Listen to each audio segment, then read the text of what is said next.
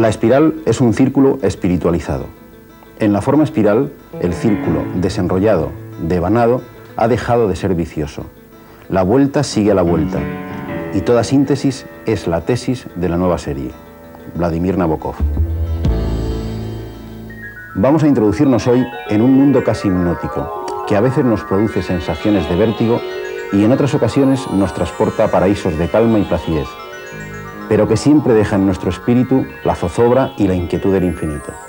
Es el mundo mágico de las espirales.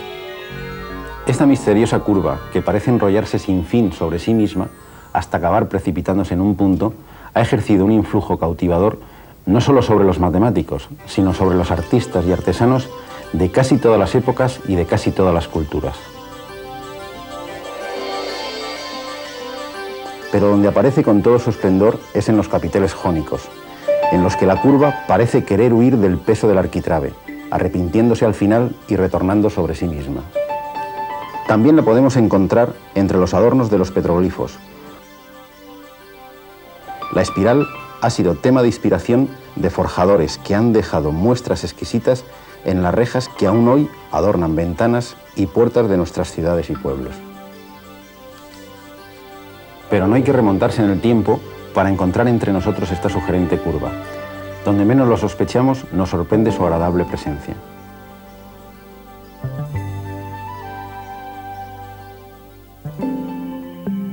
Estos fósiles son ammonites y vivieron en el Jurásico y el Cretácico, hace millones de años. En la actualidad existe un animal descendiente directo de estos moluscos prehistóricos.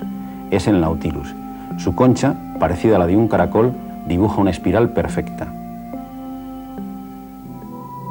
Pero mucho antes aún de que los ammonites poblaran las aguas de este perdido planeta, el universo nos brindaba unos grandiosos ejemplos de espirales, las galaxias.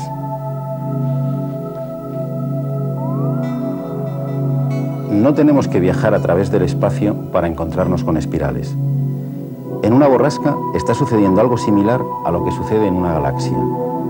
El aire en las regiones más próximas al centro de las bajas presiones gira más rápido que en las regiones alejadas. Sin duda, más temprano que tarde, se acabará formando una espiral. En los efectos devastadores de los tornados también está presente nuestra, en este caso no tan atractiva, curva. Y los pequeños tornados que se producen en nuestro lavabo cada vez que quitamos el tapón también dibujan húmedas espirales. Siempre que en la naturaleza nos encontremos con algún fenómeno que comparta una rotación con una dilatación o una contracción, allí aparecerá, como mudo notario del proceso, la espiral. Hagamos una excursión por el reino vegetal. También aquí la espiral sale a nuestro encuentro en multitud de ocasiones, y no precisamente de manera aislada. Numerosas plantas nos ofrecen un auténtico baile de espirales. Veamos cuántas encontramos en esta piña de piñones. 1, 2, 3, 4, 5, 6, 7, 8 espirales en este sentido, pero también se forman espirales en sentido contrario. 1, 2, 3, 4, 5, 6, 7, 8, 9, 10, 11, 12, 13 espirales exactamente. ¿Serán casuales estos números o encierran algún misterio? Por supuesto que sí. Ya profundizaremos en ello en otro programa. Pero no solo en los frutos aparecen espirales. Observemos esta rosa. Efectivamente, su borde dibuja espirales casi perfectas. Aunque a primera vista todas las espirales parecen tener la misma forma, esto no es del todo cierto. Vamos a indagar en las dos grandes familias de espirales. La más simple la podemos encontrar observando directamente una cuerda que se enrolla sobre sí misma. Es muy fácil de reconocer. La anchura entre las espiras es siempre la misma. Por eso se le llama espiral uniforme. La naturaleza no es muy pródiga a la hora de mostrarnos este tipo de espiral, aunque la podemos reconocer en la trompa de esta mariposa. No es extraño que la lengua se llame espiritrompa. El hecho de que sea la espiral más sencilla de construir hace que aparezca en la cerámica popular como motivo decorativo de muchos platos. Basta con ir desplazando el pincel en una dirección determinada, desde el centro hacia el borde, con una velocidad constante. Y aquí aparece nuestra espiral. Aunque sería mejor decir la espiral de Arquímedes, conocida así entre los matemáticos, ya que fue este notable físico y matemático griego el primero que, fascinado por su belleza, realizó un estudio profundo sobre las propiedades matemáticas de esta curva, en el siglo III a.C., en un escrito titulado De las espirales. En él llega a demostrar resultados tan complejos como este. El área barrida por el radio de la espiral en su primera revolución es la tercera parte del área del círculo que la envuelve. Si observamos esta concha, podemos comprobar que estamos ante otra espiral que no es la espiral de Arquímedes. Efectivamente, la espira, según nos vamos alejando del centro, se hace cada vez más ancha. Y este crecimiento de la anchura se produce de una manera uniforme y continua. Esta es la espiral que más se prodiga en la naturaleza. ¿A qué se debe esta extraña y elegante forma? Si damos un corte transversal a la concha, podemos comprobar que está formada por compartimentos separados entre sí mediante tabiques y que se comunican a través de un sifón. El animal ocupa siempre el último compartimento.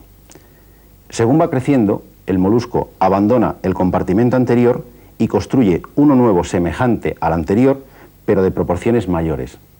Y este crecimiento se produce de una manera continua. El borde de la concha describe una curva que es siempre igual a sí misma. A esta curva se le llama espiral logarítmica o equiangular. Se construye trazando sucesivos triángulos rectángulos semejantes, de tal forma que la hipotenusa de uno es un cateto del siguiente, y uniendo posteriormente los vértices consecutivos. La propia construcción de esta espiral nos sugiere el motivo de su abundante presencia como forma que rige el crecimiento de numerosos organismos vivos.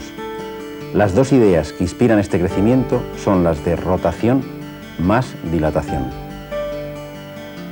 Nos explicamos ahora por qué las conchas de muchos caracoles dibujan espirales logarítmicas.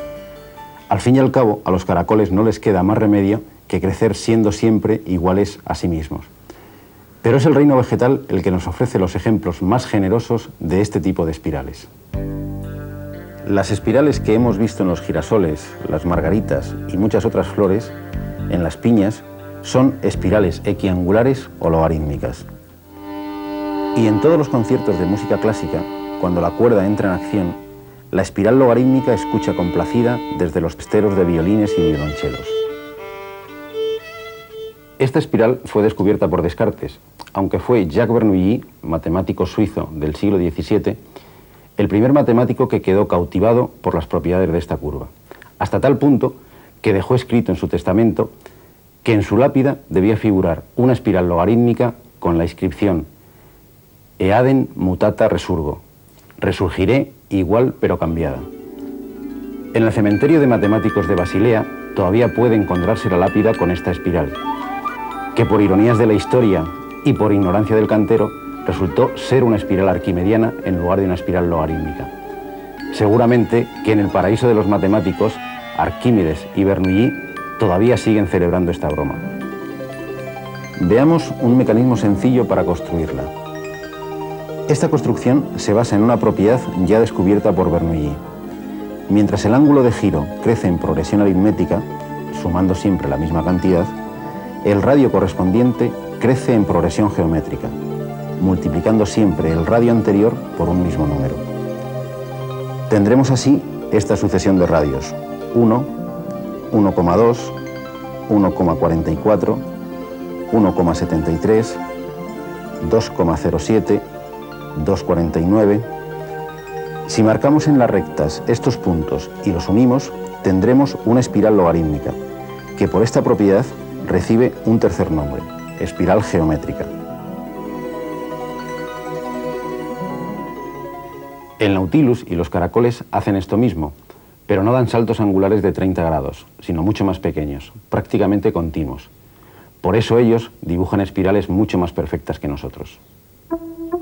La espiral basada en la sección áurea, descubierta por Durero, se parece mucho a la espiral logarítmica. Este parecido ha hecho que muchos científicos hayan identificado a la espiral de Durero con el crecimiento continuo en la naturaleza. La tecnología láser está arrinconando a los viejos discos de baquelita, los famosos microsurcos. ¿Cuántas horas de sensaciones, de alegrías y nostalgias se encierran en el surco de nuestros discos de juventud?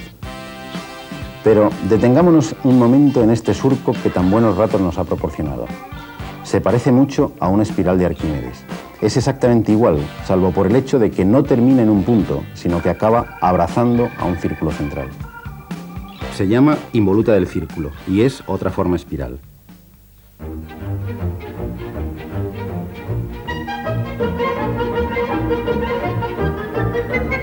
Se construye sujetando un cordel a un cilindro que dejamos fijo en el centro. Tras estirar la cuerda al máximo, la enrollamos a su alrededor.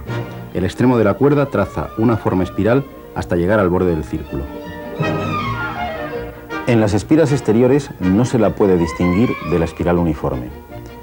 La separación entre cada espira y la siguiente es siempre la misma. No hay que pensar mucho para descubrir que esta separación es precisamente la longitud de la circunferencia del cilindro. No es casualidad que al círculo se le llame evoluta de la espiral.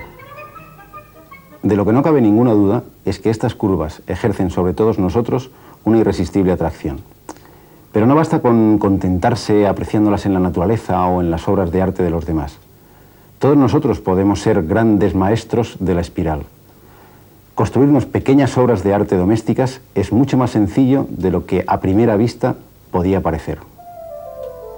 Solo necesitamos algo que gire de manera regular y una lámina colocada en su centro. Si desplazamos el rotulador a una velocidad constante, obtendremos una bonita espiral de Arquímedes. Si vamos aumentando la velocidad de una forma progresiva, conseguiremos aproximarnos a la espiral que tanto emocionó a Bernoulli. Con un spray y un poco de práctica, podemos tener colgada de la pared nuestra propia Vía Láctea. Cada vez que la observe, se sentirá tan cautivado por ella como Jacques Bernoulli, y seguro que le vendrá a la mente su famosa frase: aunque cambiada, resurgiré.